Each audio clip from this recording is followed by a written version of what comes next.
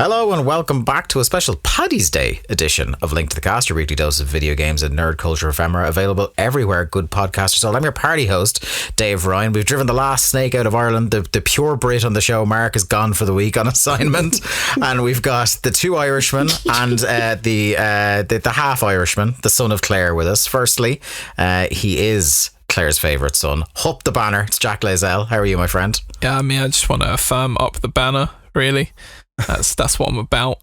Fucking repping Shannon, West Coast, motherfucker.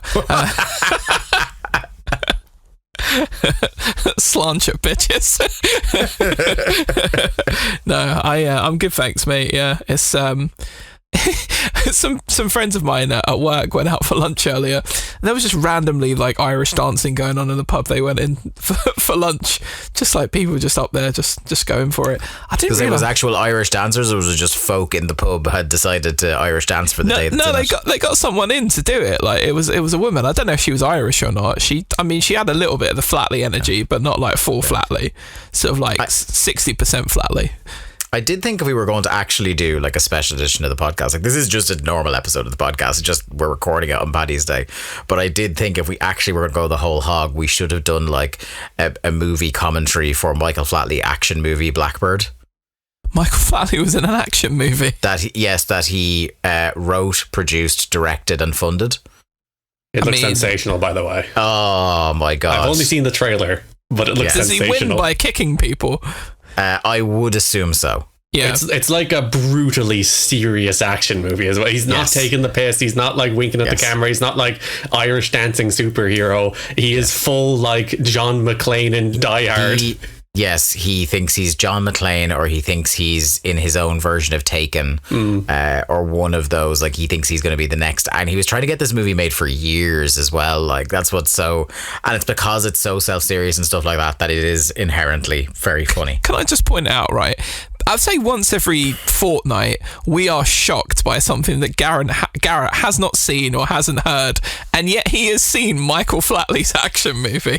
I've only seen the trailer. Now, I haven't gone all the way to see the full movie, but of course I've seen the trailer. Everyone's seen the Michael Flatley action movie trailer. Just the the Garrett method equivalent for video games. Given it 15 minutes, you have a watch of a trailer and decide what you think about the movie. I've actually never watched a movie in my life, Jack. I've only watched trailers. It's like PWG. You only watch the trailers. Michael Owen over here. Yeah, what's the name of that band they use in the PWG trailers? Those songs slap. It's like some sort of weird, like... Oh, it's usually the same song. Yeah, I know. Just different cut segments of the same song. Yeah, I can't think of the name of it. Yeah, they're called like super... Barry on the phone. Super funky troll band or something. Like they've got a proper weird name. That's it. That's what they're called. No, but it's not a million miles away from that. Obviously, you've heard his voice already, but joining us as well is the Nexus of Humanity himself, Garrett Kidney. Garrett, how are you celebrating this? Barbarian Overlords. There you go. Thank you, Jack. I've been mostly watching parade footage of all the Enoch Burke floats. Okay, right. Pull back for a second. There's so much unpack just in the entire part of that sentence, yes. This is the most niche thing we have brought up in a while on this podcast, which I am phenomenally entertained by. You are phenomenally entertained by, but I think a little bit of splaining needs to be done. So there is a Christian fundamentalist family in Ireland, the Burkes. They have gone very far back through many years being just pain in the arses of society. Yeah, I think I first heard of them when I was in college in Maynooth, and a few of them, including Enoch, were in college in Galway, and they were known for being like wacky pro-life weirdos harassing people on campus in Galway. They have I remember their writing own Wikipedia stories page about them. Yeah. Like this is just a random family up the country in Ireland who have their own Wikipedia page. Yeah. So one of the people, German teacher named Enoch, his name is Enoch. Yeah. Can I just imagine the Phelps family, but with like a twang. Oh dear. So he refused to use a trans student's pronouns and use the name they would prefer to use on religious grounds. And he was suspended, and he tried to appeal that suspension, and he lost. Can I just say what my favourite thing about that is, though? Is that it wasn't even a trans student he taught. they weren't in his class. They were nowhere. He had no interaction with this student, but went out of his way to try and make their life worse. The student he didn't know to not acknowledge them. A horrible, unpleasant man. So he was suspended and then eventually fired. But then he kept going to school. So he kept turning up to the job he was fired from. Jack, every single day. Day out. Even Jack, post-court injunction, in which he will be fined €700 every day he appears there. He has appeared every day since, accruing like 27 grand worth of fines so far. So far, yeah. And it's like literally like almost every day on the news there's footage of this one man standing outside locked school gates. So yeah, that has become a meme of the very funny photo of him looking extremely sad, looking down at the ground, locked outside the school, disobeying a court injunction. And there's a bunch of St. Patrick's Day parades, which are the floats moving down the street, and then a person dressed as Enoch Burke in that picture, desperately trying to get on the floats as he's dragged away by security and or police. Like, there was a sensational scene like 2 weeks ago where it was one of their high court appearances, and they were literally being dragged out of the court by the police. Like, there was one of the brothers, because there's six of them, wasn't it? Yeah, there's a whole family. That the mother is insane, like insane, and they are so hated that like the reception amongst like Irish people online was police brutality not always bad. Yeah, we're very much pro this one dude, literally 4 Gardaí dragging him out of the court, each carrying him by a limb. One of his brothers. It's such a funny image. And like, there's a world where like these are like right-wing Christian fundamentalists, where there's a world, maybe in America, where they would have some support and backing. In Ireland, everyone thinks they're fucking insane. Yeah, they don't have support at all. Like, even other Catholics are just like, these guys are fucking pricks. Yeah, so literally in all of the Patrick's Day parades, there are now Enoch Burke floats and a bunch of parodies of Enoch Burke, and it's very good. I approve of them all. It's great. It's great. Okay. What we've been watching this week. I suppose I wanted to have a chat a little bit at the top about, I didn't really watch much of the ceremony, but the Oscars did happen, and we're all men who enjoy the films. We had as close to a sweep as we've seen in a long time for Everything Everywhere All at Once. 7 Oscars. It won 3 of the 4 best performance categories. Best screenplay, I think. Best directors, best picture. There's absolutely a couple cleaned house. There's a couple I probably wouldn't have given it on, I think. Yeah.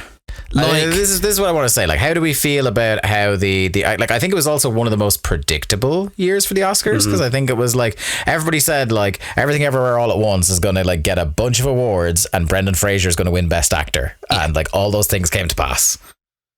So I think Best Picture deserved for Everything Everywhere All at Once. The reason, it's obvious why he didn't win it, but I genuinely think the best directed movie of the year was The Fabelmans. I particularly think one of the things you could knock Everything Everywhere All at Once on is probably like direction and editing. Like, it's particularly the final act of that movie. It's like they don't know how to end that movie, so they just kind of keep going for a while until they eventually land on an ending. So like you could probably knock it most for direction and editing.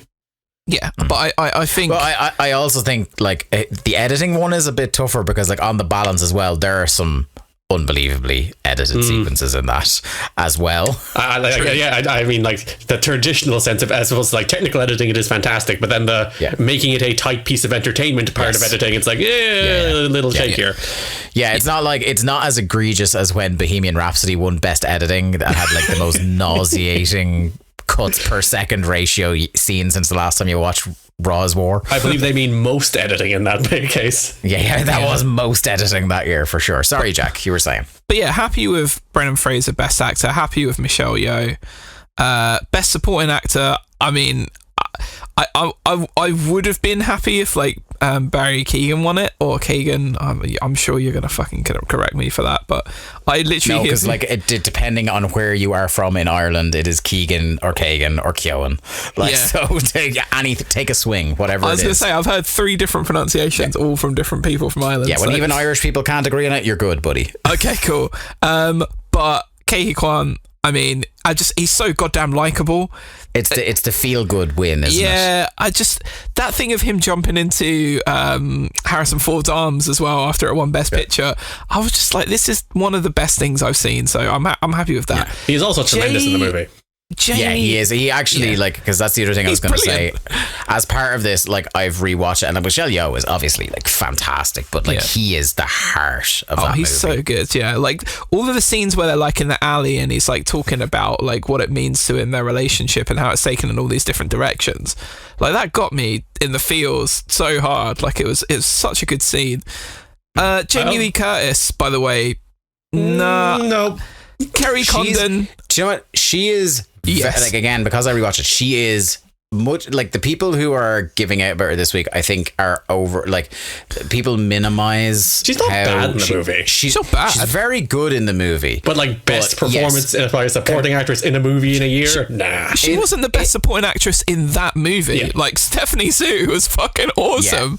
Yeah. It is one of those. It rings very much like those Scorsese getting his Oscar for The Departed rather than anything else. It's like Jamie Lee Curtis was long overdue getting recognition from the Academy, so it's for her career rather than this performance. Fantastic actress. I do, much as it will be like, oh, here's the Irish guy going off about it. Kerry Condon was robbed. Yeah, she should have won it. I'd have given it to her, or I did think genuinely that Stephanie Hsu was fantastic in that movie. I don't think there was any hope of, like, because of the movie it was, that Angela Bassett was going to get as great as she is. It was a good performance, and she's a brilliant actress. She didn't look happy about it, by the way. The camera cut to her, and she was like, fuck this. But I think of all of the other nominees, she was probably the one that was like, this is the chance. Yeah. Whereas like Kerry Condon is only the same age as us.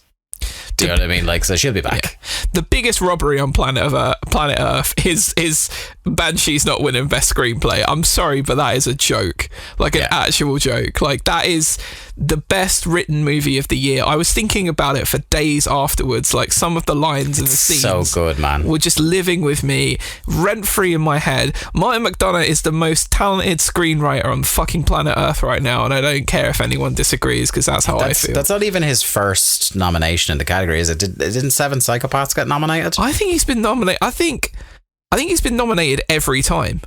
Yeah, he's released a movie. Like, the last few movies have been nominated, I want to say, or he's been in that sort of, you know. Did In Bruges get nominated? Sorry, did In Bruges get nominated? In Bruges got for screenplay. I think 3 billboards for screenplay. I think maybe the only one that didn't get actually was Psychopaths. But In Bruges and 3 billboards definitely. 3 billboards won Best Picture, didn't it? Yes, it won Best Film. Big. Yeah, Best Film. Yeah, and I think he won. Did it win Best Film? Maybe I can't. I think it did. Yeah, while you're talking, I'll look it up. Yeah, but yeah, I just think, like, he's just, honestly, he's a genius. The way he kind of weaves in narrative and dialogue, and, you know, there are funny bits in his movies and bits that are kind of like, you know, feel human and stuff, but there's just so much profound. It won Best Picture, Best Actress for Frances McDormand, and Best Supporting Actor for Sam Rockwell, and Best Screenplay. And was also nominated for Best Director and Best Original Score. And fully deserved for all of those wins as well, because that is just a devastatingly heartbreaking in places, but still brilliant movie. Frances McDormand's one of those people, every time she gets nominated for Best Actress, she's like the next, like, on the production line version of Meryl Streep, where you're just like, oh, Frances McDormand will win this year because she's brilliant. I think whenever I think of Frances McDormand, I think of the John Mulaney joke from the Independent Spirit Awards, where he says, I think a fun way to commit suicide would be to cut in front of Frances McDormand in line and say, hey lady, calm down. But she's great though. But yeah, those are kind of my main, I think, gripes with the Oscars. But the rest of it, I think, it kind of fell about right. It felt like the most, in terms of like who they gave awards to, Garrett, it felt like the most kind of were given the feel good winners, even if in some categories maybe other people deserved it. Like, I know a lot of people, I haven't yet seen The Whale, but what a lot of people I usually trust say about The Whale is it's a bad movie, but he's very good at it. Again, we're talking about most editing. That might be the most acting award as well, as opposed to potentially best acting. And also, like, as you said, the same with Jamie Lee Curtis, a bit of a lifetime achievement award rather than just that. It's very strange that, like, you know, the big criticism of the Oscars for the last few years has been that they're not mainstream enough. You know, they're rewarding these artsy small movies instead of pandering to a larger audience, and that's why nobody watches it. Which I always thought was a stupid thing. It's like it's an award show for the best movies. It's not. It is an entertainment product, but that's not the core purpose of it. It's to reward art, not pander to people.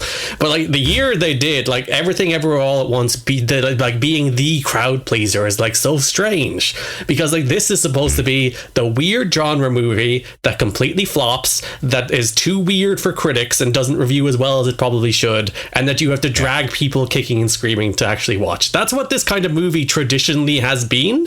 So for it to be like the awards crowd pleasing powerhouse is very unusual. Yeah.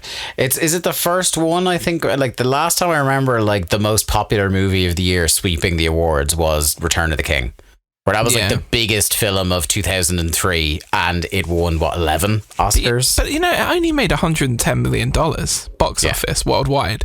So like it was, I think it's one of those sort of word of mouth things where everyone was just like, oh, you've got to see this, because it's the thing I love so much about Everything Everywhere is that it's unlike anything you've ever seen before, and probably will see again. I can't imagine anyone being able to pull off that movie or a movie that's similar to that. It is so funny to see like Marvel now try to do the multiverse thing, and that movie came out. Like there's never been a greater kneecapping. But my number one thought, it's like, oh, we're going to get a Daniels Marvel movie in the next decade. Like 100% it's going to happen, and it's going to be the most unbearable experience on earth. That's the thing they do now. Like they pick these interesting directors and make them follow the Marvel house style. But like these guys are already like in that world. They're already making like weird multiverse genre movies. It's not like taking like a prestige director. Again, before this, the two things they were known for was the farting corpse movie and the music video for Turn Down for What. Which, to be honest, if that didn't win a fucking Oscar, it should have done. Okay. I wish I was Little John. And I could just shout things. You do say that a lot. No, I'm serious. Fuck's sake, man. Like, he just shouts phrases and makes millions and millions of pounds. Like... How does it get better than that?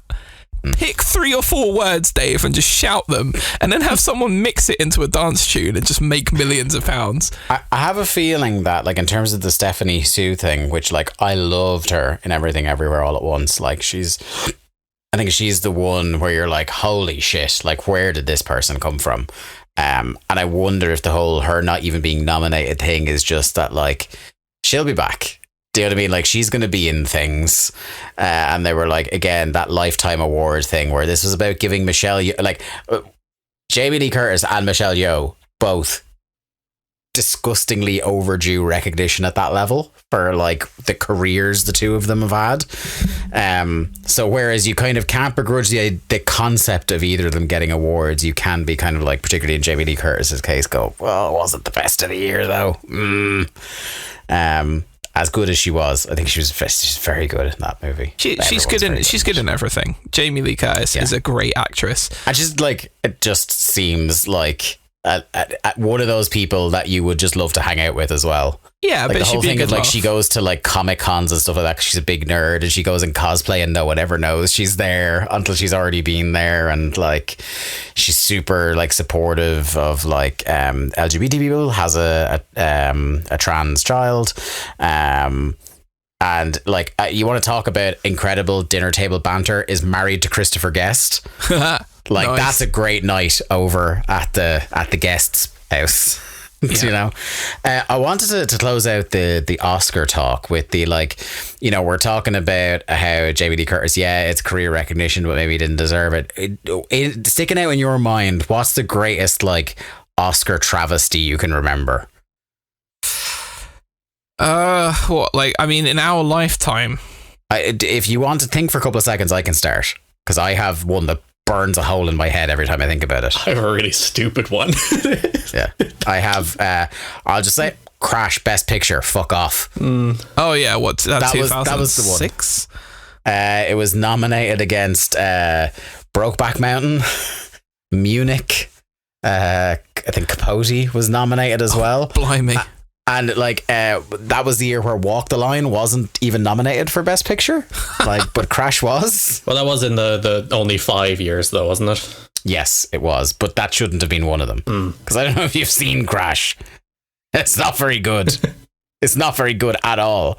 But it was one of those kind of like ensemble pieces that were getting, like, they always get disproportionate recognition, I feel. There was some good, like that was like Philip Seymour Hoffman won that year, so that was good. Ang Lee won Best Director for Brokeback Mountain. Reese Witherspoon won. Rachel Weisz won Best Supporting Actor. George Clooney got his Supporting Actor one that year as well. But Crash even won Best Original Screenplay that year, which is fucking ridiculous. That is outrageous, isn't it? Yeah. The year the fucking Artist won, I was like, oh, piss off. Yeah. Like, it's the sort of thing that you watch once and then you can sort of have a conversation about, but never want to see it again. And it won solely for that bit with the dog, which, I mean, fair play, that bit was great. But then just give the bit with the dog Best Short Film of the Year and then just fuck the rest of that silent throwback. I think I got that, back. like, Brokeback was the most obvious, like, that should have won that year. But, like, I think of the ones I'm looking Munich at here won, in the though, nomination, I'd be happy with Munich that. is the one that's aged the best, I think. Great movie. Yeah. Yeah. Underrated in the Spielberg canon, I feel. Yeah. I mean, the guy is just unbelievable. Pretty much everything he does is great. Yeah, Steven Spielberg, pretty good at making movies, it turns out, guys. Well, that's the thing. Like, I think he should have won director for Fabelmans because it's the best directed movie. But then, does he get hamstrung by the fact that he's fucking Steven Spielberg? Yeah, it's like, this gun's already got enough. Yeah, I mean, it's a bit like, you know, like, I don't know, like the fucking League Managers Association giving Alex Ferguson Manager of the Year every year when he won the Premier League. Like, at some point, you've got to, like, give it to other managers who've done well just because it's boring otherwise. But you're like, well, realistically, no, Steven Spielberg probably could have won about 5 or 6 Best Director. How many times has he got Best Director? 3? Was it 2 or 3? 2 or 3. I'm not sure. Yeah. I mean, I'm gonna have to Google this now. Yeah. While he's Googling, Garrett, you have a dumb one you want to bring up. How to Train Your Dragon, not in Best Animated Feature, 2. Best Score. Fair enough. It lost to The Social Network. Such an on-brand. It is, yeah. You might argue Social Network, very good score. Famously good score, some might say. But no, How to Train Your Dragon 2 was robbed in Best Score. It also felt like that was them winning, as well as it being a very good score. It felt like that was the Academy trying to be cool. It's like, oh look, it's Trent Reznor, Atticus Ross. It's like, that's the cool choice. But I've got to say, they are very good. Those two. Still, robbed. Absolute robbed. What did win Best Animated Feature that year? Maybe I'll go with... Oh, no, it was Toy Story 3. Never mind. All right. Fair enough. Yeah, Schindler's Toy Box. You'd be some monster to try and argue anything other than that. I would still pick How to Train Your Dragon personally, but I can't argue again. No way, Toy Story 3 I'm sorry, that is the most objectively bullshit take I've ever heard of Toy Story 3 is a pretty good movie with a sensation. It's the reverse Up. It's a pretty good movie with a sensational last 10 minutes as opposed to Up, which has a sensational first 10 minutes and then the rest of which is a pretty good movie. A sensational 10 minutes that I will never willingly watch again as long as I live, by the way. Like, holy shit. The rest of Toy Story 3 is only alright. No, it isn't. As soon as we started going out, because like we both like animated movies, Emma was like, oh, I've never seen Up, can we watch Up? But I said nope. If I've held that line for 11 years, I was like, I'm never watching that movie again. It's like, was it not good? I was like, no, it was very good. I just can't, especially now that I'm in an invested long-term relationship, I can't do the first 10 minutes of that movie anymore. It shredded me when I was single. I was like, I could only imagine what it would do to me now. Like, I'd never recover. I watched it with my friend Gemma. Like, we were just mates and just went to see the movie. And I was crying at that first 10 minutes up. And I look over and I just see her, like, openly weeping as well. We just sort of, like, met each other's gaze, like, oh my God, why are they doing this to us? It was funny. I had that conversation with former co-host of the show, Brian, about, like, times you've, like, openly wept in the cinema. And I was like, I think that one of the closest I ever came was like seeing Up, and like he was trying to think, I don't know if I ever have, and I was like, need I remind you, Brian, that you openly wept when Tony Stark died? I think I might have choked up. He was ugly sobbing. Like, mine wasn't when he died. It was the scene with Favreau and his kid. Yeah. And he's like, I'll get you all the cheeseburgers. Oh, that really got me. I was like, you bastards. The scene at the funeral that showed Favreau and the other kid as well got me sobbing because I had to remember Iron Man 3. What, you mean the best Iron Man movie? No, I said Iron Man 3. Yeah. The worst movie. It's just the worst movie, not the worst Iron Man movie. One of the worst movies. Listen, I'll take Iron Man 3 as bad, but I will not accept Toy Story 3 as, I mean, like, that is just crazy. It's crazy to me. But hey, Jack, it's a game what's of your, opinions. apart from Garrett robbing you there with his takes, what's your ultimate in Oscar betrayals? I still like Garrett. It's just, you know. It's a pretty good movie it's a great final 10 minutes. That's a nice thing to say about the movie. Fucking second act of the movie where they go through the junk, mate, that is quality. Watching a bunch of toys accept the humanity that they're all going to lose their lives together and they stop struggling and they just have a moment, is one of the most beautiful things I've ever seen in my life. If there wasn't like a boring ass Buzz Lightyear Spanish middle act, that would be fine. But it's a bit of fun, it's a bit of comedy. Yeah, it could be good fun. Jack, your notable Dave was just trying to move us on. Yeah, I just like we're not having this debate now. He wouldn't even listen to my Little John takes. This has been settled law for some time now. So there's two that's really annoyed me, I guess, in recent years. And one is the fact that Ruben Östlund did not win Best Foreign Film for The Square, which is not only the best foreign film of 2017, it's one of the best movies I've ever seen, because it is just unlike anything I've ever fucking bared witness to in my life. The middle section of that movie, where there's like a performance art thing of a guy pretending to be an ape, is one of the most unsettling, bizarre things I've ever seen. I think I made you and friend of the show Ian watch it for the film club once, Dave, we had for a little while. On Ruben Östlund, can I say two things? How much does he look like a Swedish Mark Chapman, for a start? A lot, yeah. He does have, but I mean, if Mark Chapman wishes he looked like Ruben Östlund, that is a handsome devil. And also, have you seen Triangle of Sadness yet? Yes, and it rules. Yeah, I haven't seen it yet. It's on the list. Oh god, mate. Yeah. I mean, it's not like his best movie is probably Force Majeure. Watch Force Majeure. Don't watch the shitty Will Ferrell remake thing they made of it. Watch Force Majeure. It's class. But The Square, I think it might not necessarily be his best movie on paper, but it's my favourite of his. And the second one's probably gonna get me some sort of controversy. But I love this movie so deep. Woody Allen needs more Oscars. Yeah, Woody Allen.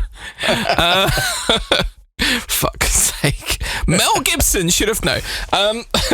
So the year Titanic won was the year that Good Will Hunting came out, and Good Will Hunting is one of my favourite films ever.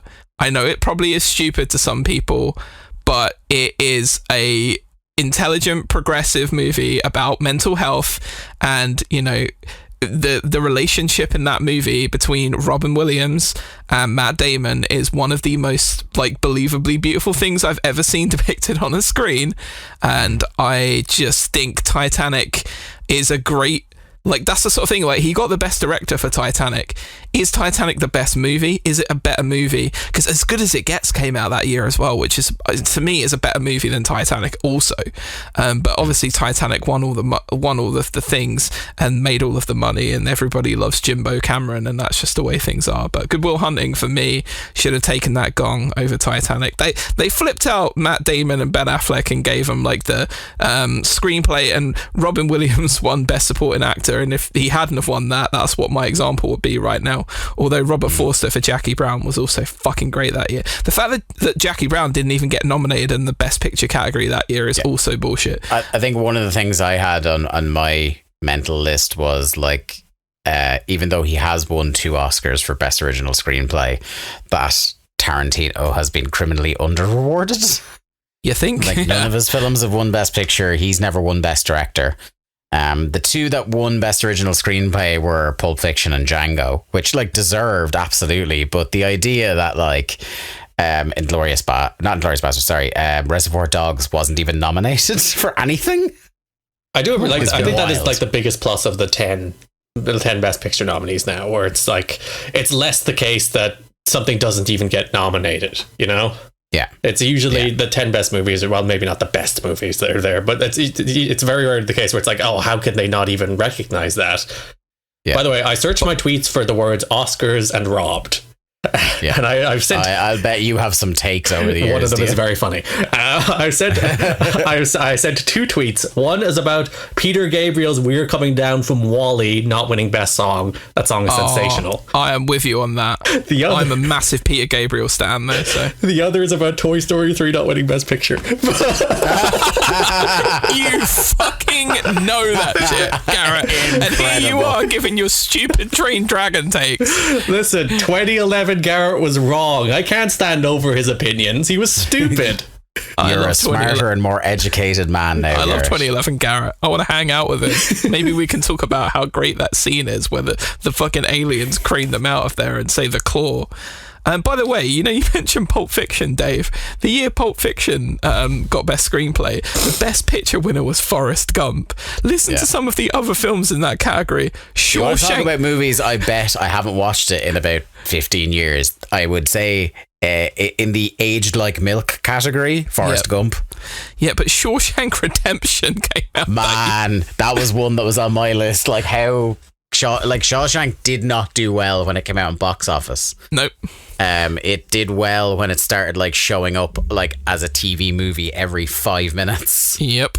And everyone was like, holy shit, like this should have swept. Like Morgan Freeman, Tim Robbins, the film itself should have been nominated. Darabont should have got Best Director. Like, yeah. And obviously Pulp Fiction, but Four Weddings and a Funeral came out that year, which is one of the go-to movies I watch like at least once a year because I'm a massive Richard Curtis stan. I don't know if that's ever come up on this podcast before, but it's true. Yeah, and you just think like, come on, there's like 3 better movies than Forrest Gump there by a long way. Yeah. And Tom Hanks won Best Actor, and again, love Hanks over Morgan Freeman in Shawshank and John Travolta in Pulp Fiction. Get to fuck. Yeah, I feel like Danny Boyle finally getting his Oscar for Slumdog, like after having done stuff like Trainspotting, is kind of like, yeah, whatever. Like, and yeah, again, like I mentioned, Marty Scorsese only getting it for The Departed after putting out like half a dozen or more Oscar-worthy movies. I will say though, The Departed is a fucking great movie, but it's not like he has better ones. Shawshank is one that lives long forever because like it's one of the few like non-Lord of the Rings 3-hour movies that like.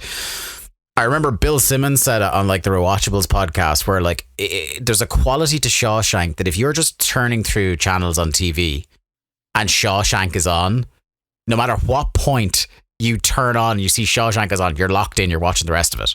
I'm the same with Pulp Fiction as well. Yeah. Like both of those movies. Yeah. If I saw Forrest Gump was on, I'd be like, oh God. Especially like that last hour of Shawshank. Yeah. Like where the plan starts really coming together for him getting out. Is there literally anything better than like the scene at the end of Shawshank? Like going along in Zihuatanejo? Yeah, in terms of just emotional resonance. Once won a pub quiz for remembering Zihuatanejo. That is very impressive. I would not have been able to recall that. That's how many times I've watched that movie. Jack, you're the only one with stuff on the docket here for watched as well, so I'm going to hand over to you at this point. Yeah, so seen 2 things this week. First episode back of Ted Lasso. Don't know if you've seen that yet, Dave. No, myself and Emma are right at the end of season 2. Okay. So. I can't really say anything then about this episode. Do you want me, Jack? I'll tell you what. I will take off my headphones. No, it's fine. I just want to say that it's very good. And that I'm currently now watching 2 Bill Lawrence shows in 2023 that make me laugh and make me cry in equal measure. It's like a personal life goal of yours. I was watching Shrinking right before the podcast. By the way, Shrinking is so fantastic. There's like 1 episode I think left in this season. Can you guys please watch it like tomorrow? I mean, it's just fucking, it's so good. Harrison Ford should be he will get, I think he's getting Golden Globe nominations for this and winning, by the way, for Best Supporting Actor. Is that Disney Plus it's on? It's on Apple TV. It's on Apple TV. Yeah, but show rules. Harrison Ford, hilarious. Writing, perfect. everything great. But yeah, Ted Lasso's back. First episode back. Just, there's something about the way Ted Lasso hits. It just hits different. It just makes you feel like a warm hug every time you watch that show. And yeah, I can't really reveal any of the plot points or plot beats, but as we discovered last night, Coach Beard was in an episode of Community. He was, yeah. Which completely melted my brain. Remember, Garrett, the episode of the when Shirley and Britta, when Annie's moving and they pick up the homeless guy that thinks he's Jesus?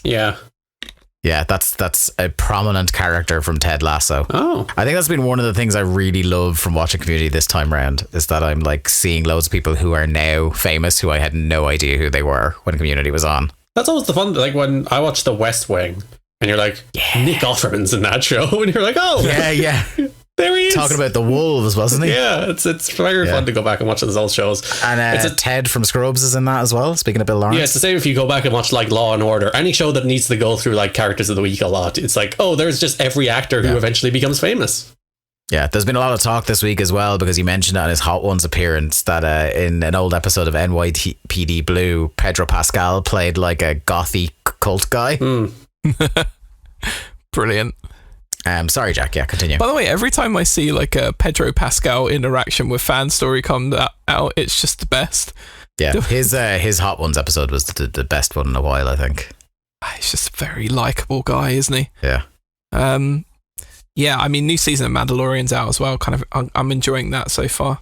Don't know if you guys. That's on the list to get caught up on that. I think I want to do Shrinking, but I think the number one thing that people keep saying it's good, and I've yet to have anyone spoil it on me. It's on Disney Plus now. Is that Fleischman in Trouble?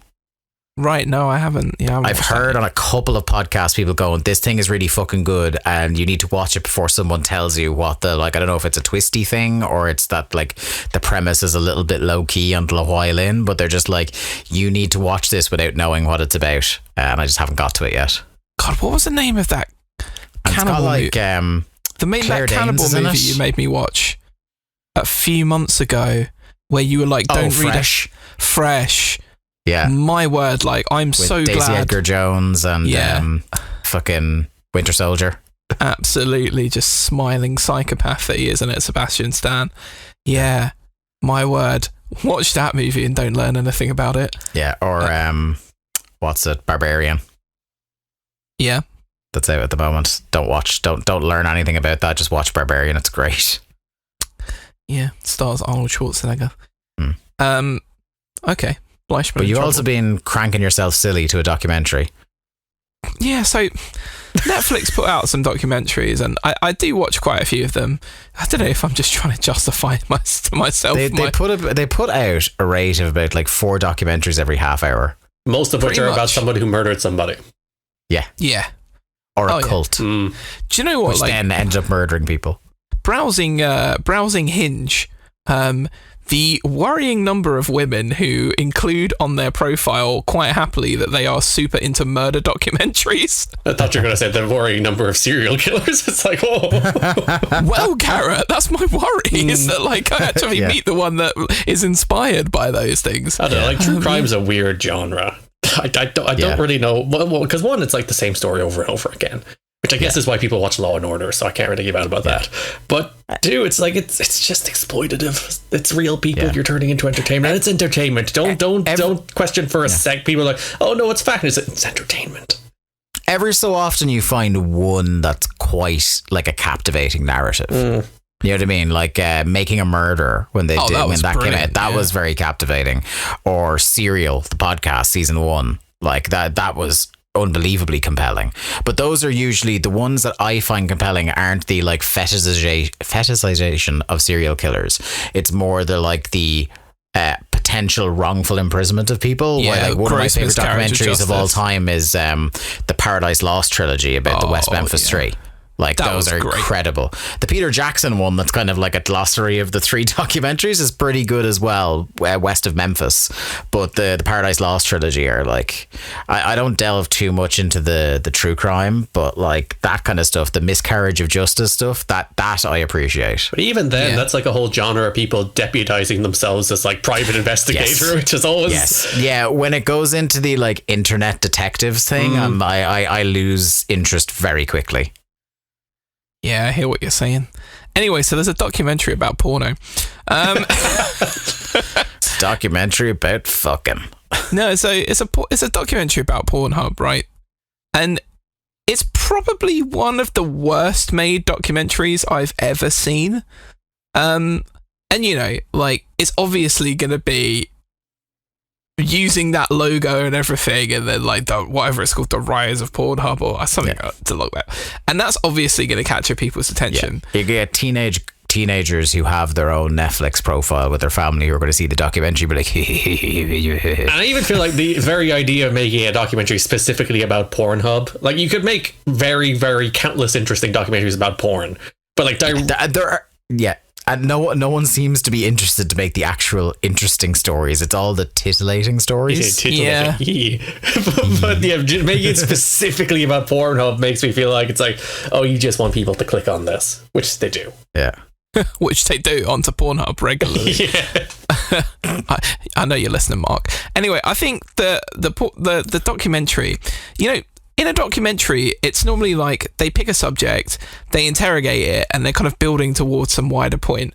Halfway through this documentary, they kind of throw out the massive change that happened to Pornhub a few years ago, right? Which is that loads of content was on there against people's wishes. Loads of content was on there featuring people that were questionably, potentially underage, and all of these horrible things. And they were just talking about the lack of obvious and horrible accountability that the owners of Pornhub or MindGeek, the company that owned Pornhub, have. MindGeek? Yeah. Very funny sidebar. One of them, because they never publicly showed their faces, but they had to go on this trial thing in the state of Quebec. And one of the women was asking the Pornhub guy about this mansion that he was building in the suburbs of Quebec. And then when he finished it, some fucker came and just burnt it to the ground.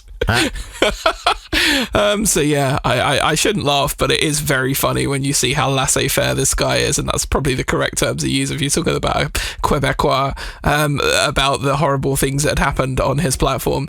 And yeah, so they start talking about that, and you think, okay, so this is going to be the documentary direction now.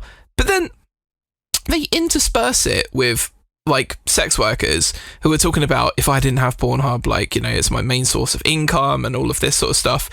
So it's you're saying Pornhub is bad and evil, and then there's loads of people arguing for the continuation of the existence of Pornhub. And I'm like, wait, what? So this documentary is telling me Pornhub is bad and evil, and all of these people that run it are just terrible, terrible humans. And then there's loads of people going, yeah, all that stuff happened, but I need this site to make money. Yeah. And it's fine, sure, get it, right? Everyone go to another website and fucking sink these pricks into the ground then. Yeah? Because I don't understand how you can have a both sides argument the second you get into sexual exploitation and potential child abuse. At that point, I don't want to hear somebody telling me that they make their money from this website and it should continue to exist. No, it shouldn't. The second we get into those points of view, I understand it. We have OnlyFans now, which has come up out of the ashes, and a lot of people do now make money from OnlyFans, more money than they would have been making on Pornhub. So therefore, the fact is there was a credible alternative and people started using it. Don't sit there and argue for the continued of existence of a site that allowed abuses of people's fucking liberties and literal rapes and literal child abuse wasn't live on the site. I guess that the thing that the sex workers are between a rock and a hard place, because so many of these platforms disappear without warning, or end up getting changes to terms of service that completely make it not viable for them. There was the huge controversy, I don't know what it was, last year, the year before, when it was that OnlyFans was going to ditch adult content from the platform. They cover it at the end of the documentary. Yeah, if people have put if sex workers put all their eggs in any one basket, they're exposing themselves financially. They're already in a situation where I don't know if they talk about it in the documentary, but in some of the other documentaries, Netflix are absolute gits for doing a very kind of lurid documentary about the adult industry. But in ones before, they've talked about how almost every major bank won't accept revenue streams from sex workers. Like, Yeah. however, like legitimate, a business like OnlyFans is, they still will like cancel bank accounts without warning and stuff like that. So I do empathize massively with them, that they feel like you said, as like in a moral sense, it's very obvious, like, oh, I shouldn't be on here. This is a horrible platform with a horrible, sordid past, that they're just like, I can't not be either, just in case something happens to OnlyFans or whatever other platforms might exist. Do a different documentary about it then. Don't have that in the same documentary as when you're telling about all of these horrible things that happen. Yeah. Oh no, what I mean is like terrible edit. They're like crash cut, Dave, between like all these children were abused, and here is evidence, and here is a New York Times journalist who did a deep dive on it, and then the next cut is to someone going, but I need to be on there to make money. I'm like, no, you can't smash cut like this. Yeah, I'm not discounting that. I just mean like from the actual sex workers' perspective. Like, I totally understand why they feel I agree with them, but you can't have these two things juxtaposed in the same documentary, because you can't make that argument. No, because that's obviously like the argument that's trying to be made is like trying to go like it's trying to wash away the sins of porno by going, it's a vital revenue stream, we can't get rid of it. You know, that's the bias that's in there. But you can start a new thing and blow up the old thing. You could, yes, and you should. Yeah, but like when you look at the lower stakes of like, Facebook's a bad company, Meta's a bad company that has like swayed elections and ruined society in many ways, and it's all well and good to say everyone should move away from Facebook, but it's not going to happen in the same way that like all of these companies that have entrenched themselves in these digital spaces are very, very hard to drag users away from. So I think it applies like across the board, not just the Pornhub. It can do, but you can't honestly watch the documentary and the choice that they made. Like, I agree with your points, because I do feel the same way. But yeah, like I have this thing that's like our podcast, like our hosting is done by SoundCloud, and I think I'm 2 Googles away from finding out like a CEO of SoundCloud like kicked a gibbon or something like that. Like we've even all been going through it on Twitter. Everyone's like, all right, this guy sucks. It's not very good that this rich man in the world owns all of our data. But also, we're all still fucking on there tweeting every day, you know? There is no ethical consumption under capitalism. I know, but you can't juxtapose child abuse with I need to earn money from this thing that promotes child abuse in a documentary. You just can't. It's just not. It's just terribly put together documentary. Like, keep them separate. Keep it as different episodes, maybe, if you're going to do like a mini series or something. Again, I think the thing is, like, if you were making the documentary, that's what you would do. But if somebody is making the documentary from the perspective of, I'm going to try and absolve Pornhub of its sins, that's why they did it. Yeah, well, maybe that's why. Because your morality is telling you shouldn't juxtapose those things, but I imagine it's quite a deliberate choice to put those things side by side. But it just, you end it and you're like, so what's the point this documentary was making? Is that, you know, all these people are bad, but Pornhub good? Like, and it just, it left like a bad taste in my mouth, much the same way as many of the scenes on Pornhub do, I'm sure. But like, it's just not. Sorry. That's a fucking chilling comment. It's just a fucking stupid joke. I couldn't help myself. But yeah, I normally am on board for like a Netflix documentary. I do like, now that they've stopped doing like 8-10 episode series and they'll do like a 2 or 3 episode series, it's better. Like, they're getting better at it. They're getting smarter. They're realizing people don't have a fucking 1,000 years. And this is only an hour and a half. So I was like, oh, this is promising. It could be interesting. And it just does not have any clarity or focus of the point it's trying to make. And I genuinely was disappointed, because I think there's like interesting stories to be told and they land on none of them. So yeah. Don't watch this. Or if you're thinking to yourself, he can't be right. They can't like smash cut from someone talking about child abuse to the next thing talking about how they make money. Yeah, they do a few times, and it is neck breaking. While we move over to Garrett talking about video games, Jack, I have sent you in our chat footage of the Enoch Burke float from one of the regional parades. So enjoy that to cheer yourself up as Garrett talks about video games. Oh, I want to watch the Enoch Burke float. I'll watch it later. It's all right. Don't worry. I want to listen to Garrett. Oh yeah, that is the one I saw earlier. I like that it's labeled High Court as well. It's very good. Yeah. I've been playing old games in classic fashion. So Final Fantasy 16 is coming out in June. And I have a little project that I want to play through all of the other Final Fantasies. So I started this week. I finished Final Fantasy 1. Wow. The very old game. It's This is going to be like a rehash of when Mark tried to do this, but like I think at least marginally less curmudgeonly about it. Yeah, because like Final Fantasy, like it's a game released in 1989. So even though I played the Pixel Remaster version, which does update the graphics and the music and a little bit of the gameplay, it's still like the core game design underneath. So like there's a bunch of little frustrations you'll have with that game where there will be points, because like the entire game is basically built around you go do a quest, get a key item, which unlocks another quest, which you get a key item, and you unlock another quest, and you just knock those over one after one, another after another. But you'll at least like 15 times in the game, unless you're playing with a guide, which it's 2023, you should play with a guide. You'll be like, I don't know where to go. Because the game is very like open-ended. That gives you the boat very early, so you get like large access to the world, or at least large portions of the world pretty early in the game. But you'll also just be like, I have no idea where to go or what to do. And this game is very confusing and it's very frustrating. But like on the whole, I think for an RPG released in 1989, it helps that it does have the new coat of paint, the new lick of paint that the Pixel Remaster versions give them. I do think it holds up pretty well. It's not like an unplayable monstrosity like a lot of NES games can potentially be. I think most of like the core ideas and the core game design are pretty solid, and like it's pretty fun to play in 2023. So I was pleasantly surprised by Final Fantasy that it's not a diabolically bad game. It's like a 7 out of 10, but in modern eyes, I'd imagine in like, because like I would think. When it's a Dragon Quest clone. That's for like first and foremost. Square was going out of business, so they're like, we need to have a big swing at one last game. What's the big popular game right now? It's Dragon Quest. Let's make our Dragon Quest, and they did it. And I think they broadly improved on Dragon Quest and made a better game.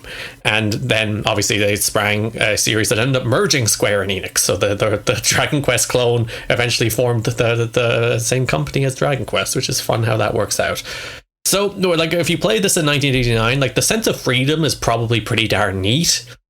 Even though you'd get lost a lot, it's like, well, it's not this guided corridor. There's, like, a world to explore, and there's a lot of places you can go and a lot of things you can do, but it can get pretty confusing.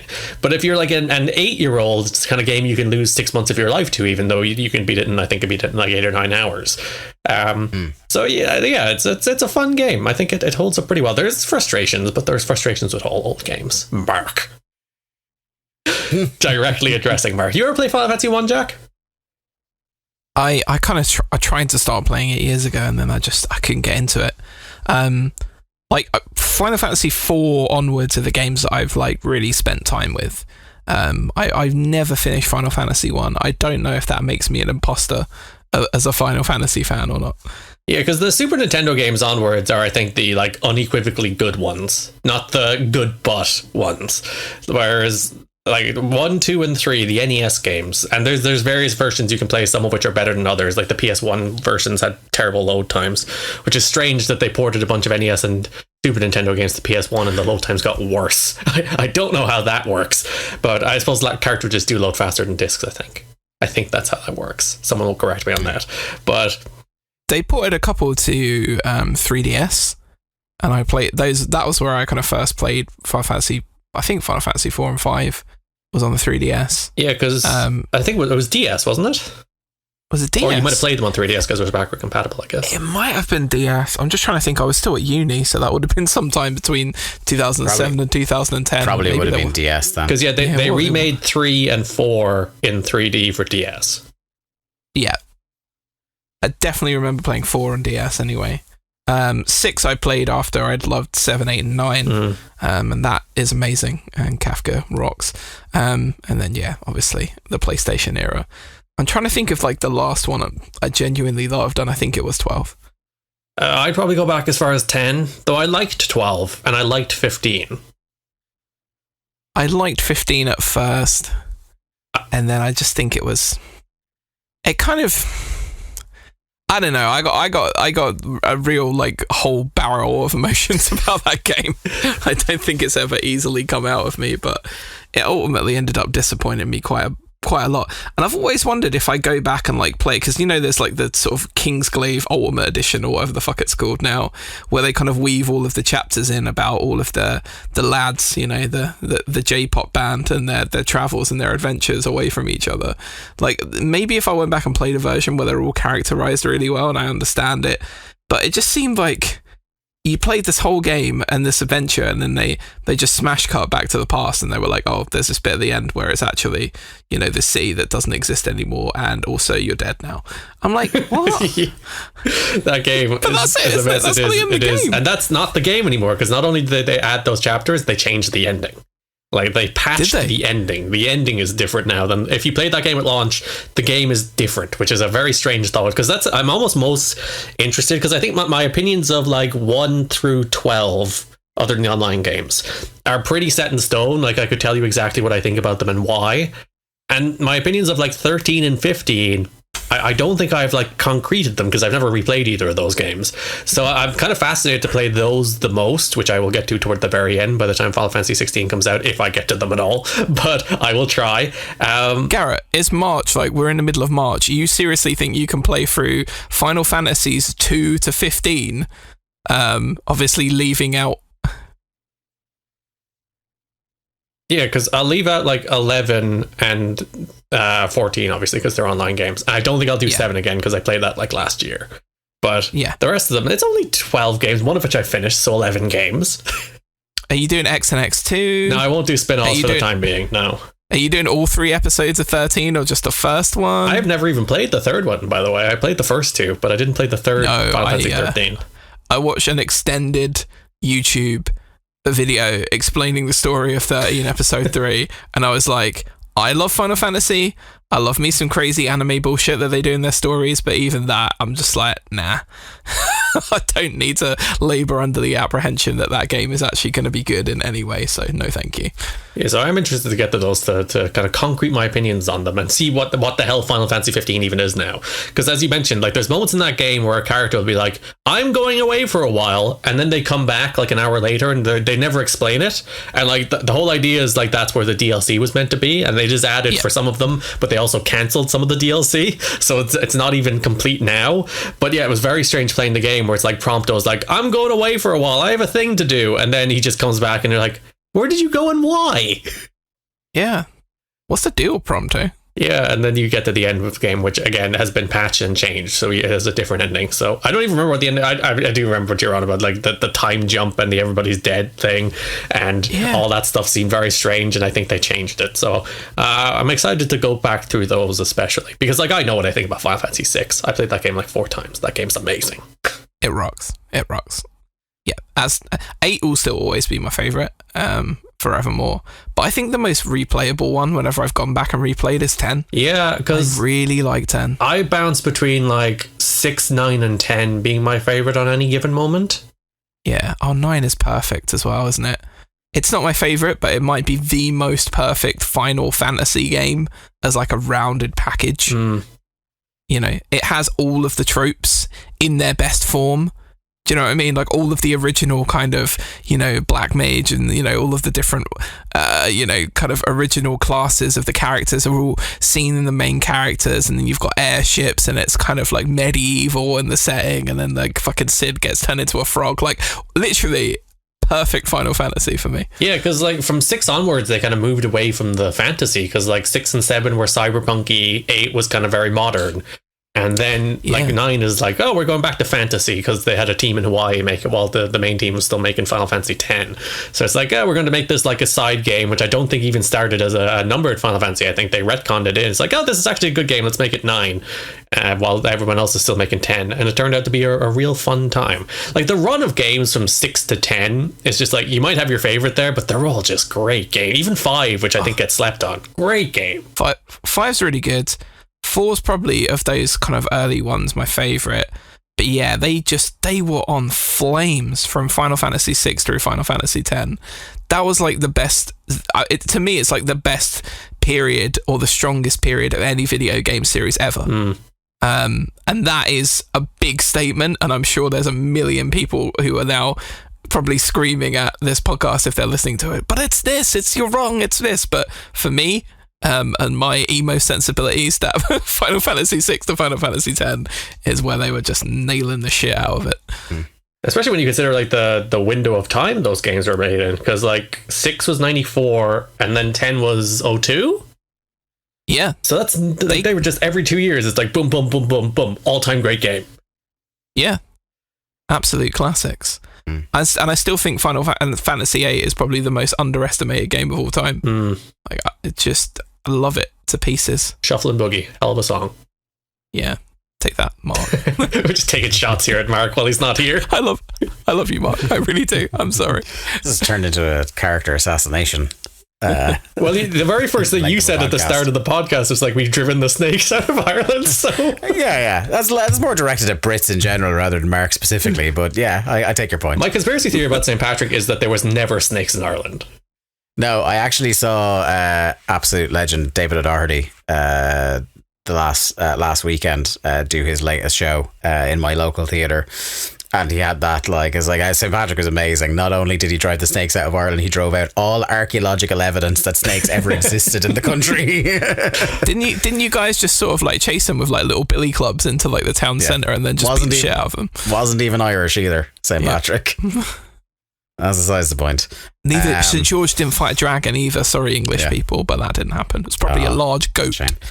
Garrett, you've also been playing a game I have such a soft spot for. One of my favourite. I'm not a big roguelike guy, but I fucking love Dead Cells. Yeah, this week they released the Return to Castlevania DLC for Dead Cells, which puts a Castlevania coat of paint onto a bunch of new Dead Cells levels and a bunch of Castlevania music. And even... You are speaking my language, son. Yeah, there's even like a little Castlevania mode where you actually play as Richter. It actually kind of sucks. But the rest of the Castlevania stuff rules. So there's a bunch of new weapons and stuff that are so... Like Death's Scythe is like the coolest new weapon. So anytime you kill an enemy in the game now with Death's Scythe, the ghost of that enemy follows you around and it like suicide bombs other enemies. It's so cool. And there's a bunch of other cool weapons, and it's like because it's built into the game, it's not like a standalone DLC, so you'll have to play through some Dead Cells levels to get to the Castlevania stuff, which I know some people might find a bit of a pain, but I'm good at Dead Cells now, so I can do that with ease because I'm a pro gamer. But yeah, it's oh god, because I just ended up playing through a bunch of Dead Cells as a result, because I was like, oh, that game is massive now, by the way. Yeah, there's very few roguelikes as well, Garrett, that I find has better game feel than Dead Cells. Dead Cells is immensely satisfying. You'll just get the right combo. Like at one stage I had a spear and like the lightning bolt, where it's just like I'd spear enemies and then drop down and I'd like shoot them with lightning from a distance and I'd throw one of my grenades, and it feels, when you get into that perfect groove in that game where you just feel untouchable, you will destroy absolutely everything in front of your path. And it's not like quite power fantasy-ish where it's like you're untouchable because you're somewhat stronger than everything else. Like you're just untouchable because you have the right combination of weapons and you got really good at the game and you can just absolutely mow through those areas. But like there's so many different areas in that game now. Like at the start there was maybe 6 when that game launched, 6 different biomes you could go through. There's a few like different branching paths.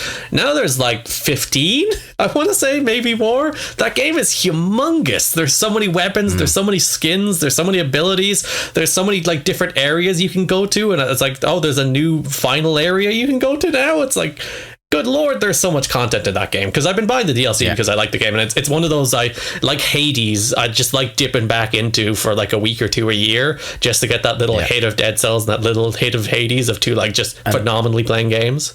Another one of those great on Switch. Oh yeah, but is also the base game is on Game Pass. Feels like, we'll talk about Steam Deck in a second, would also be a phenomenal Steam Deck game.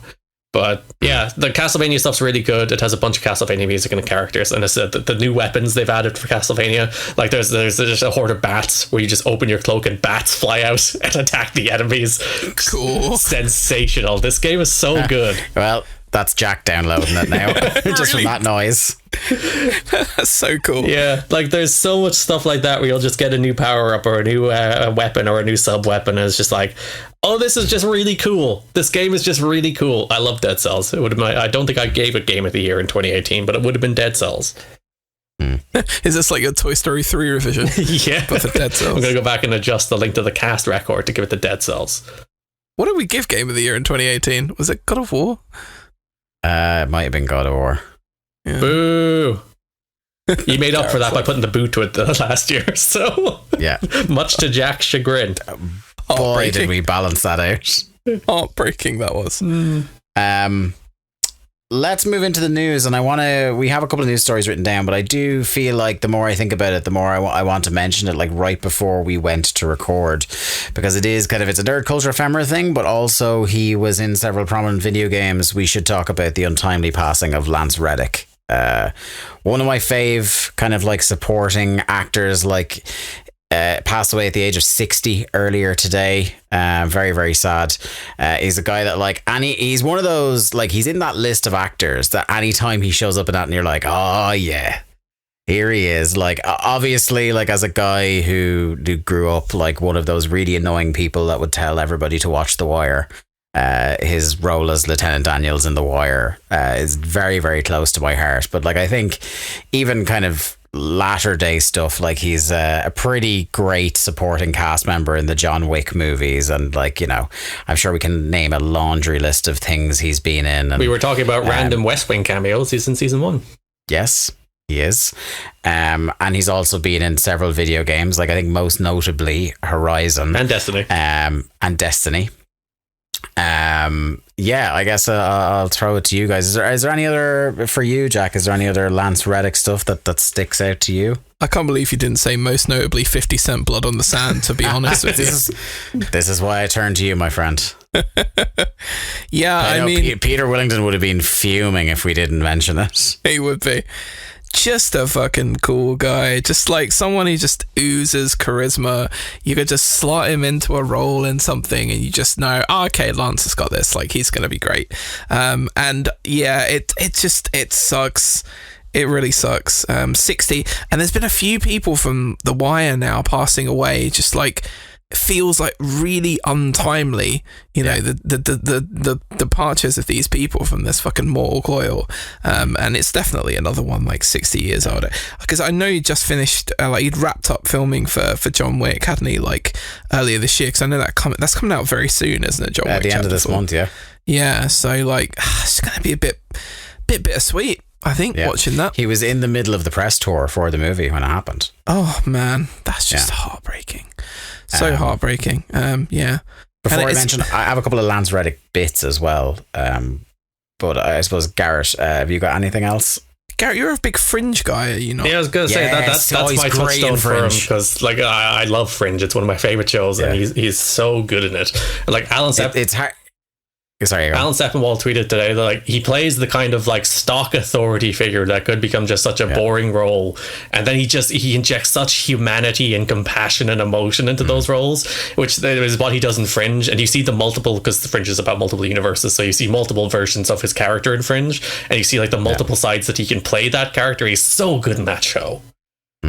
It is hard, like when you think of, again, I suppose it's kind of like when you think of The Wire, and The Wire definitely is an ensemble piece, but you think of Jimmy McNulty, you think of Stringer Bell and stuff like that, and like Daniels isn't necessarily the first name that you think of, but like absolutely fundamental to that show. And it's the same with Fringe. Like you basically, when you think of Fringe, you think of Walter Bishop, but then like the more you think about it, you're more like he's such a fundamental part of that cast. Like he's great. He's great in everything I've seen him in. And even though I wasn't like as high on the Horizon games as other people, I think he's great in it. Like he's one of those where like I respect him so much as an actor that whenever I see him show up in like a video game or something like that, I was like, how the fuck did they get this guy? Yeah, I was watching the Legends of Vox Machina, the Critical Role show where I was talking about a few weeks ago on the show, and like in season 2 he's just a dragon in that show, which is like the perfect casting. That like it's the big badass like king of dragons, and it's just Lance Reddick with his Lance Reddick voice, which is like the second you hear the voice, it's like, oh fuck yeah, Lance Reddick's in this. And it's the same thing. It's like, how did this freaking League of Legends, people will kill me, Dungeons and Dragons show get Lance Reddick to do that? But phenomenal. He's just so great in everything. And again, because he's such a prolific actor who just shows up in a bunch of stuff, he's just one of those like welcome presences where he's never the lead, he's never the first name on the poster, but as you're mentioning, in all the shows he's in, he's a supporting character. He's never like the lead, but he's just one of those welcoming presences rounding out casts. Oh my god, Oh, he's in that. Oh, what was the Quantum Break? He's great in Quantum Break, even though that's a very like bang average. Do you remember it was like the Remedy half video game, half TV show that had like one of the Ashmore twins in it as well. He was in that and he was really good. Do you know he's got like 3 or 4 films in the can, like a couple of video game appearances in the can? Like there's so much posthumous Lance Reddick because the guy just worked so much because he was a everyone's prolific worker. Yeah. Everyone's just like, oh, you know what we should do? Just get fucking Lance Reddick in here. He'll smash it. But that's like one of those like a dependable, do a job as an incredible supporting. Yeah. And that's why it's tough when you get outside the most obvious things because he's been in so much that like, and he fits in so seamlessly as well that you don't go, oh yeah, here's the kind of list. 2 things I wanted to bring up on a video game sense. I saw Stephen Totillo tweet this when we were recording, that in Destiny 2 at the tower, which is kind of like your base where everybody hangs out waiting to get into matches, I believe. I'm not a Destiny guy. You can find Reddick's character, Commander Zavala, standing around, and players are logging on to go find his character and take a knee in front of him in tribute to him, which is incredibly heartwarming. Yeah. And then there's another bit, and this is kind of it's a Lance Reddick comment, but it's also kind of about what a legendary gentleman Keanu Reeves is.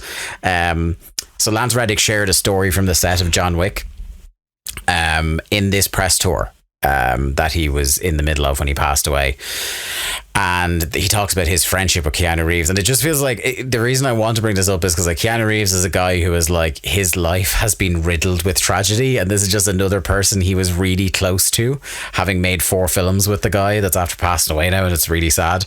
But Lance Reddick was asked like, how has your friendship with Keanu changed over 4 movies, and he said, we got to know each other a little bit better. I hope I don't get in trouble for telling this story. During John Wick Chapter 4, my first day of filming happened to be Keanu's birthday, but he wasn't in the scene we were doing. He came to the set anyway at 9 o'clock at night with his girlfriend, who I'd never met, and she is, can I say a bad word? The interviewer says, go for it. And he goes, his girlfriend is cool as fuck. And she told me that she asked Keanu that day what he wanted to do for his birthday, and he said, I want to go see Lance. He'd never done this before, but he wrote me a note thanking me for what I brought to the character in these movies, and he gave the note to me. I'll never forget it. I'm going to cry now.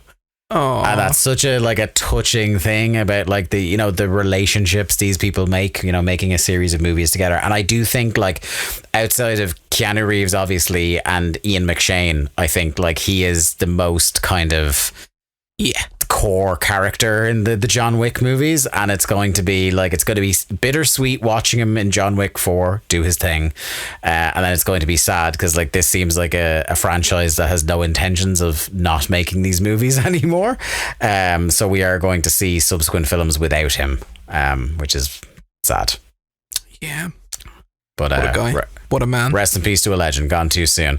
And if anybody out there was looking for a reason to rewatch or watch The Wire for the first time, I think this is it. Also Fringe. Listen, The Wire gets enough hype. Everyone's like, watch the fucking Wire. No one says watch Fringe. Fringe, I will say, I wouldn't put it on the same like critical level as the Wire for me. But in terms of intensely watchable shows, Fringe is it's very Moorish. It completely holds up as well, because I watched it sometime during the pandemic, and it's like, oh yeah, one of my favorite shows. Garrett, did you just say Fringe was better than The Wire? Yeah, it's on the tier above. That's the reason you don't hold it on the same tier as the Wire. It's above it. Fringe is on Disney Plus, isn't it? Is it? I haven't checked recently. Yeah, because it's an FX property. It wasn't when I checked, but it might have been added since. If it is, I might rewatch it. I feel like it came on with. Remember when Stars arrived on Disney Plus?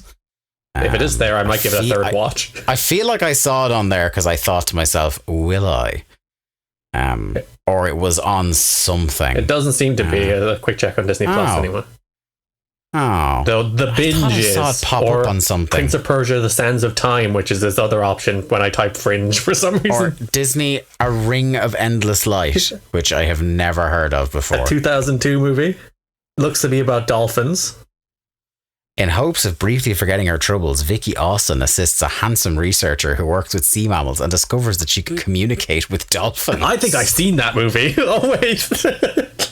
Why? I vaguely remember somebody being able to talk to dolphins. Oh, wait for this. Starring Misha Barton. Wow. Yeah. When was this? Jared 2002? Padalecki.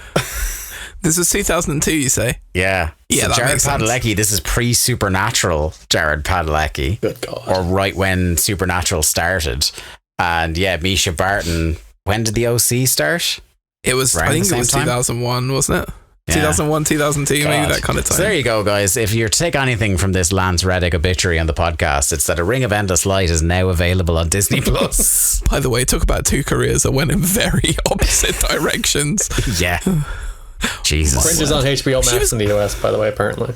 Ah, okay. Maybe it was on something here and then it moved to HBO Max when that launched. Maybe that's where I'm getting confused. Maybe Dave just purchased it from particular websites to watch. Oh, yes, I have had Fringe Legally. purchased for quite a long time. I do actually have the entire box set next to me, so I can actually say I have purchased Fringe. That's the thing I've done.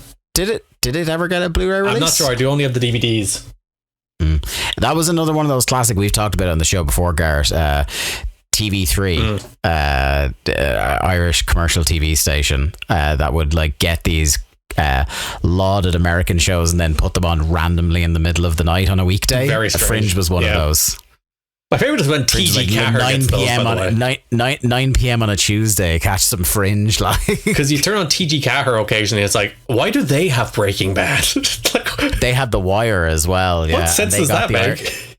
Yeah, and TG Cahir, the Irish language station, also got the Irish premieres of all the Harry Potter movies.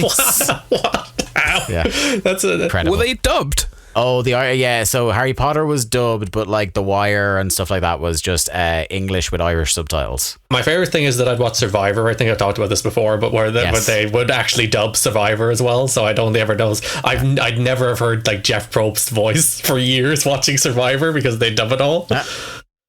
Amazing. Moving on in the news, we've like two Disco Elysium related news stories.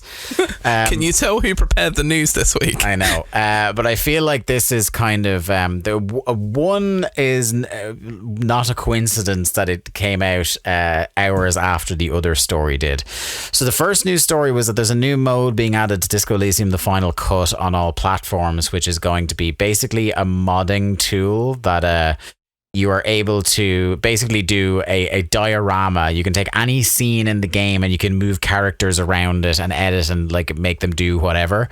This is basically like a meme creation mode within Disco Elysium. And it was remarked, like I'm not the first person to draw this comparison, but it was definitely something I felt in my gut. Anybody who's been listening to the podcast for a long time may remember the story we covered last year, where basically all the radical left creatives that started ZAUM, that like had this philosophy of like no one owns anything, no one owns the company. The developers are the people who have the IP, power to the creators and things like that. They were all shunted out by the UK firm that bought them out because they were in financial difficulties. That listen, I'm all for worker collectives and all that, but you eventually understand it's like, oh, a lot of company corporate structure exists for a very good reason. Why do you see stuff like this go down? So these guys were shoved out of the company, and then they created this new mode, which does, like, for a game that was all about, like I said, power to the devs and things like that. And it's the more you play this game, the more like it's an intensely personal and political game. It is incredibly ghoulish that the new owners like got this mode into the game, and like somebody said that with what has happened with the game, introducing this new mode is probably more of a poignant comment about politics and capitalism than the game itself ever made. But this is why you get things written on paper in firm contractual writing, people. Yeah, so that you can't be done out of your company. And conveniently, almost like these UK owners knew that some shit was going to come down the pike after they announced this. About 12 hours ago, there was an announcement that a legal agreement has been reached with the original developers that were shoved out. so they had kind of like the company had been quick to put out this, we have reached a settlement on the the accusations that were made by the developers against the company and things like that. So the lawsuit was based on ZAUM's misuse of funds in the amount of 4.8 million by the majority shareholders. So like there had been this thing where like the developers, if I recall correctly, Garrett, the developers had talked about how they were shoved out of the company, and then the company fired back like slinging mud at them, saying that they were like pocketing money. It's one of those where it's like both sides are trying to drag the other down to the degree that a person like me will just go, it's too messy for me to think about, which is ultimately what happened. It's like, it's a very messy situation where the ownership rights weren't entirely concrete because it came from like a creative collective as opposed to a company. But then in order to get the game made, they needed finance to come in from the outside, and then the ownership got messy, and now they're slinging mud and they're all shouting that the other side is wrong. Now, I don't want to say one side seems very guilty in this, following this part of the news, but the company being really quick to go, everything's okay now. You can buy the games and buy the game and try this new mode. It's loads of fun. And then a few hours later, the original developers releasing a statement going, that is not how this lawsuit was settled at all. They released a statement to gamesindustry.biz where they said that the press release is false in multiple areas. They are still minority shareholders in the company, contrary to what the company say. The developers explained the press release implies that our employment claims against the studio were withdrawn for lack of evidence. They were not. We see our dismissal as part of a larger campaign against us and will pursue legal options accordingly. So this is going on. This is going to continue. It's just the implication of the developers here is that like it is being thrown out has nothing to do with our employment claims. It was just that the company is like obviously much better resourced and financed, and that their implication is that the lawyers lobbied for it to get thrown out. Yeah, this is a whole mess, Jack. Yeah, it's depressing, isn't it? It's like, I don't know if I said this before when we were kind of talking about this thing when it kicked off, but it just reminds me of like a Noel Gallagher bit in the Oasis documentary where he's like, you start a band because you want to like create something, have fun, maybe like meet a few women and enjoy it, and then you get to the stage where everyone's hovering around you with legal documents and leather man bags. Like you start out, you want to make a cool game, some strange like fun collective and equal ownership rights, and then it gets to the lawyers. It just sucks. It sucks because creative. I get Garrett's point, by the way, as well, of like, sometimes it's good to have a better structure, but I just, what's happening to these people that created this thing is real sad. It's real sad, and I don't like them trying to kind of cover over this ongoing legal proceeding by just going, it's all good and here's a new mode. That's just not cool. One of the many upsetting things about it is that I think ultimately the story and subsequent stories of this legal process may have a longer tail than the legacy of what I think is one of the most special video game experiences I've had in years. And like the worst thing that could happen, well, maybe not the worst thing is probably creators getting screwed over, but if it reaches the stage where like this gets so messy that re-releases of this game might become untenable, like if the rights are disputed to the extent that they can't re-release the game will eventually just disappear. The studio, after the developers were gone, were fully insistent on Disco Elysium 2 happening. Which, like, again, I think everybody should play that game. That is not a story where at the end of it you're like, I'm crying out for a sequel. I want that to be a self-contained contained story. If the original developers are there and they wanted to do like an anthology thing that like, something else with completely different characters set in that kind of world, I'm totally cool with that. But like, it would be one of the more blatant cash grabs on an artistic success I can recall in a while. Which means it will definitely happen. Yeah, no, almost 100%. And like you said, unless it gets so murky with these rights issues that they're like, do you know what? Fuck it. Yeah. By the way, I just want to point out, I came dangerously close to saying finance instead of finance earlier, which I will claim is only because it's St. Patrick's Day and not because I live in the back of Beyonds in Ireland. Yeah. I love the joke that when Minister for Finance moved from Pascal Donahue to Michael McGrath, it's like, now it's Minister for Finance for Michael McGrath. Yeah. Garrett, you've pulled some extremely obscure Irish references into this podcast. St. Patrick's Day, buddy. It's the only day we can talk about the Irish Minister for Finance at the transition between Fianna Fáil and Fine Gael. Yeah, I loved, by the way, that until you explained that some more, your implication was I nearly mispronounced it because I've been drinking for hours. That's like how people might have taken that statement up. Let's go to the next story, and this is one that, God, this is a real throwback, guys. A game getting banned in Australia because of drug use. Starfield, which is a game that, like, until it's downloading onto my console, I will not be certain actually exists, is getting censored in Australia because of drug use. I just for some reason, because we haven't had one of these in a while, I felt like that era of like Australia being really strict specifically on drug use in video games was gone. It's funny, we go from Disco Elysium to this. Disco Elysium was one of those games. It was banned in Australia for drug use. Yeah. But it felt like, you remember, Garrett, like the amount of times we'd crack open an old video game magazine back in the day, like the emphasis PS1, on crack. PS2 era. Yes.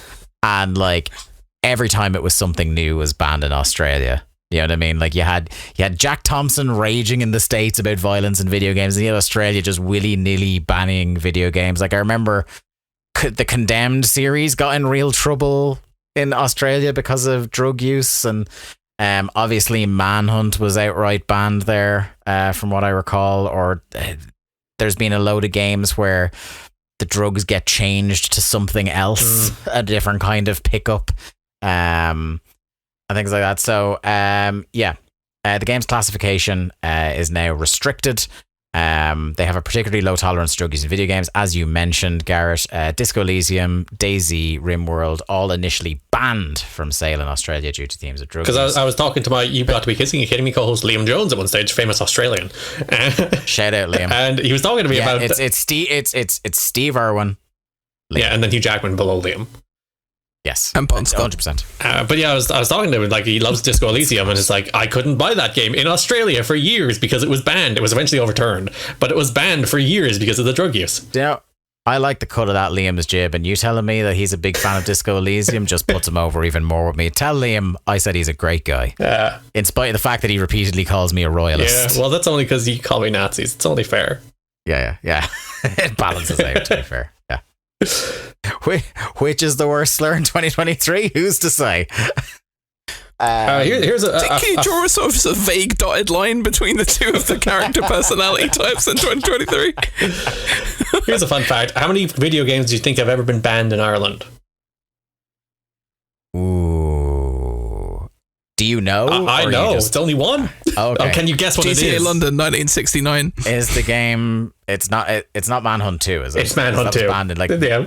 Hey! It's funny it's not Manhunt. It's Manhunt 2. Yeah.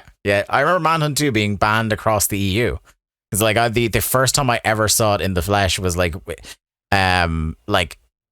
relatively like in the last few years when like the likes of a CEX or, you know, the specialist secondhand game shop started popping up in Ireland a lot more. I finally saw a copy of Manhunt 2 in the wild.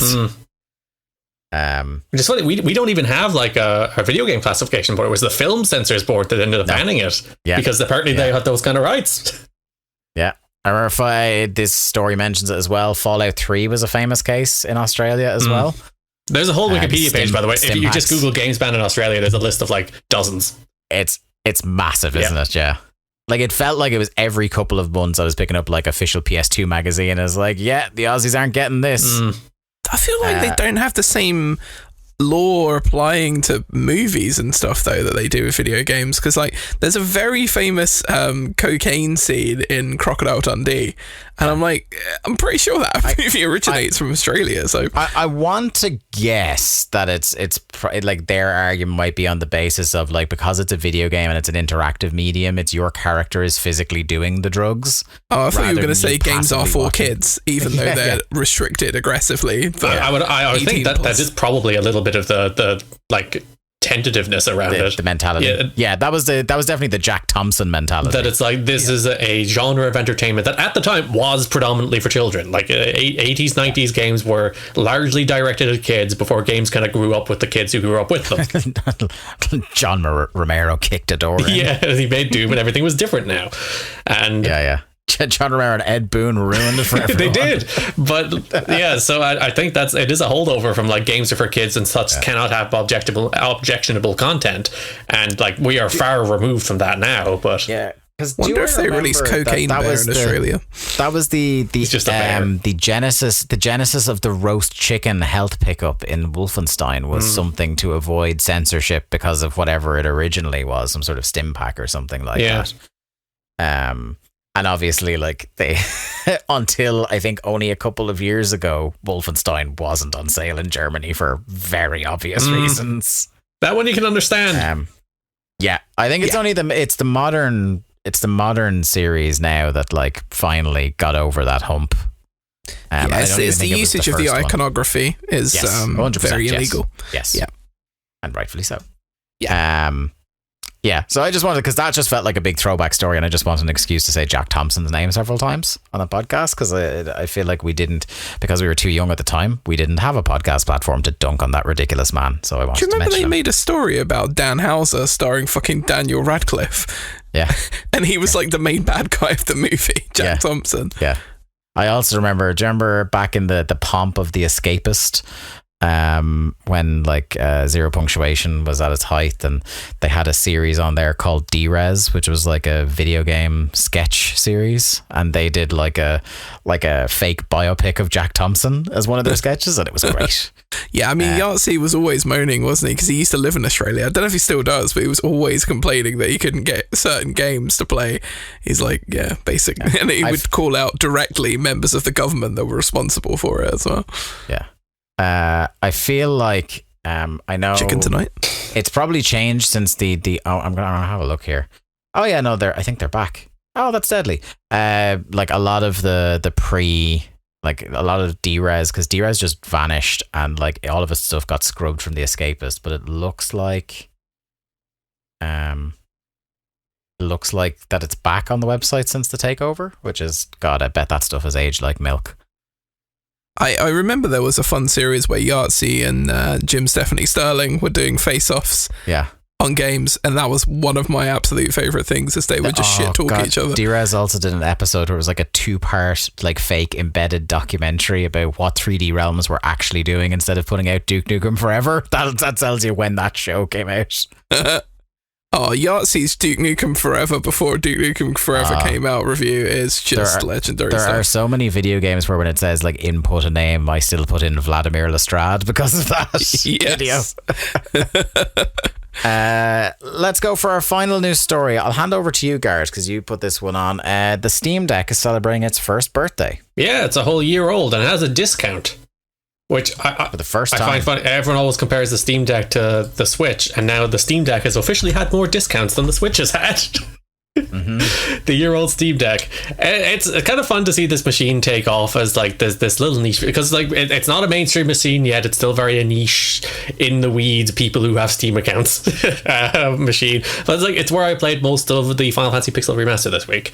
It is just a lovely little device for that like slightly higher end Switch, basically the more powerful thing. And I know I haven't dived deep into the emulation yet. I think it has taken over Barry's life in terms of emulation. And him. Yeah, the emulation on there is world class.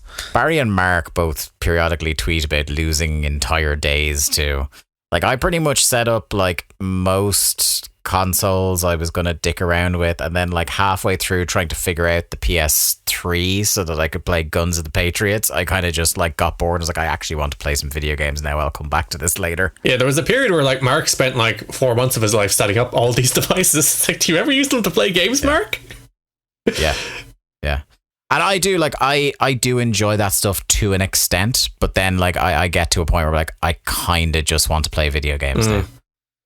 And I got Burnout 3 set up on my Steam Deck and then proceeded to play that for like 2 weeks straight. That's like basically I got like most of the Metal Gear Solid games, most Legend of Zelda games I don't have on other current consoles. What else? Like old wrestling games, like old SmackDown games and stuff like that. I was like, do you know what? And Silent Hill. Most of the Silent Hill franchise. And I was like, do you know what? That's my lot for a while. And then I'll go back. If I go through Metal Gear Solid 1, 2, and 3, then I'll figure out the PS3 emulation on it. Fuck it. Yeah, but it's a nifty. It's just cool to see Valve release a thing and it do pretty well. It's such a cool thing, and even just that ability to be able to mod it so much and to make it like, because that was the thing. If this was just a Steam device, I probably never would have gotten it. I don't really have that many games on my Steam account. Most games I play on something else, and periodically there is a game I can only play on Steam, but most of them thankfully are ones I've been able to play on my laptop, like stuff like Her Story was like a Steam only game, and the Beginner's Guide and a couple of different pieces like that. Like when I played Stanley Parable originally, it was on my laptop, and but yeah, mostly I'm not a Steam guy. But because I could do this, that's what kind of made it cool to me, and it is just a really cool piece of kit, as well. And something that should be an industry standard for something that's handheld is giving a really nice case with it. Oh yeah, a hard shell case too, which is very nice. Yes. Like, having been like, I think we're institutionalized by Nintendo, who tried to give you less and less every time you get something in the box with them. Remember the 3DS era? They don't even give you the charging cable. I was just gonna say it, because they figured out, like, they actually calculated how much money they would save in shipping by making the box that much smaller. Fucking hell. I want to say that was the new 3DS XL era, where they were just like, no, fuck you, you don't get a charger. The new 3DS, it was just the 3DS XL. It was like the new 3DS XL as well, but the 3DS XL, because I got the 3DS XL to play Link Between Worlds. And you should have seen Emma's face where it's like, I bought a console, spent like however much money it was, and went, hey, now I have to also go and buy a charger. What? I was like, could you not just put batteries in it? I was like, no. It's a rechargeable battery that you can't take out of it. But they don't give you the means to charge it. Like, you want to think about the amount of parents who bought a 3DS for somebody, or a 3DS XL for somebody for Christmas, and just didn't know, and then kid couldn't play the 3DS XL. I do believe 3DSs came half charged, so they had like 2 or 3 hours of it before it became a disaster. Yeah. That's even worse though, Garrett. It's like, we're giving you a little taste of it, and then you cut off. Tasty taste. Yeah, but did either of you watch the People Make Games documentary about Valve, or the episode they did on Valve? No, I've always meant to, though. It's because they're a fascinating company in which they claim, like, the company that has no managers, which is ultimately one of those claims that is both true and untrue, in that they don't have formal managers, but they do have people who take up leadership positions. But like the big thing that results in is like Valve just not making things for a very long time. It's such a, like, in a lot of ways, it's been such a black box of a company, because it's like they have a huge amount of game developers that work there, and like you said, they put nothing out. It's like, there's so many. I remember, like, for years on the Giant Bombcast, anytime Valve would come up and there'd be like, you know, Gersman or Brad or somebody like that would be just like, what the fuck are they doing? Like, and you would periodically hear rumors that, like, they've tried to make Portal 3 about 4 or 5 times over, or, you know, Half-Life 3 is still a thing they want to do, and then, like, nothing. Yeah, because the way the company works is that if somebody wants to make Portal 3, they can make it. But in order to do so, they have to convince other people in the company to join them on the team to make Portal 3. Like, it never comes down from on high that we are making Portal 3. you people are going to make it, go do that now, because if they're quote unquote leader of the structure. So what ultimately happens is nothing gets made and nothing gets done because they don't have leaders, or then weird stuff gets done, or like personal projects, or the kind of charismatic leader of the office gets their projects done because they have the relationships to get it done, as opposed to maybe not the technically best people in the office. And it is like that kind of fascinating company, and like no other company could operate like that, because they would go bust. But they have more money than God. Yeah, they have Steam. Like they can, as long as they have Steam, they can do whatever the fuck they want. Yeah, they released a whole new Half-Life game though, and no one cared because no one fucking played it because it was on virtual reality headset. The people who did play it said it was class. Yeah. And that will never be me. And again, to what Garrett said, they are the one company that can do that. That can, after all these years of like the internet as a collective, like you want to talk about like a red button someone can push to make all the money in the world. Like the make another Half-Life is one of those huge red buttons. And like they're the only company in the world that could afford to put it out on the most niche piece of hardware exclusively. It's just and leave it there as well. It's not like it was a time thing where after a year we'll put it everywhere and we'll make a non-VR version of this experience for people. Nah, fuck it. Why would you? What's the point? They make so much money from Steam though, they probably just don't need to. Yeah, that's the thing. They can all just sit around, dick around, make nothing, and once Steam is still there, everybody cashes their paychecks, everyone's happy out. Yeah. Which is like, the back to the Steam Deck. I do hope like the success of this as a project, and the fact that it's done pretty well for them over the year. I think it's been very well received. Well, hopefully it encourage people there to actually make and release more things. Probably not. No, it probably won't. Definitely not the people at the top. We'll just shout at them to make a Steam Deck 2 for 15 years, and they won't do it. Yeah, they won't do it. Yeah. Fucking hell!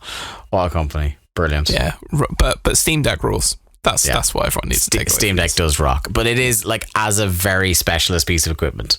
Like you have to either be really into your retro emulation, or you have to have like a fair bit of stuff on your Steam account.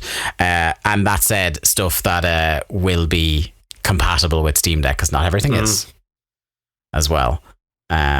But I do, one of the things I do like about Steam Deck as well is that there is, like, when you are browsing the store using your Steam Deck, it is very good at signposting you towards stuff that is completely, it's designed so that you can use it on Steam Deck, the stuff that works pretty well on Steam Deck but not 100%, and stuff that's untested on Steam Deck by Valve.